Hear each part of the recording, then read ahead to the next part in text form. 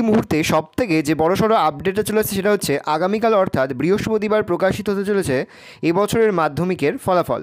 মধ্যশিক্ষা পর্ষদ জানিয়েছে সকাল 9টায় ফল প্রকাশ করবেন পর্ষদ সভাপতি রমানুজ গঙ্গোপাধ্যায়। সকাল 9:45 থেকে বিভিন্ন ওয়েবসাইটে ফল দেখতে পাবে শিক্ষার্থীরা।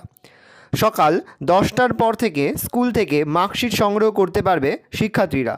পর্ষদ জানিয়েছে বিভিন্ন ওয়েবসাইট যেমন www.wbac.wb.gov.in, wbresult.nic.in, www.indiaresult.com ইত্যাদি ওয়েবসাইট থেকে ফলাফল দেখতে পাবে পরীক্ষার্থীরা। এছাড়াও প্লে স্টোর থেকে বিভিন্ন অ্যাপ ডাউনলোড করেও কিন্তু পরীক্ষার্থীরা তাদের মোবাইল ফোনে ফলাফল দেখতে পাবে। এবার আমরা দেখে নেব কীভাবে খুব সহজেই তোমরা তোমাদের ফোনের মাধ্যমেই বাড়িতে বসেই তোমরা তোমাদের রেজাল্টটা দেখে নিতে পারবে। যে কোনো গুগল ব্রাউজারে সার্চ করবে wbresult.nic.in, সার্চ করলেই তোমরা একটা নতুন পেজ চলে আসবে।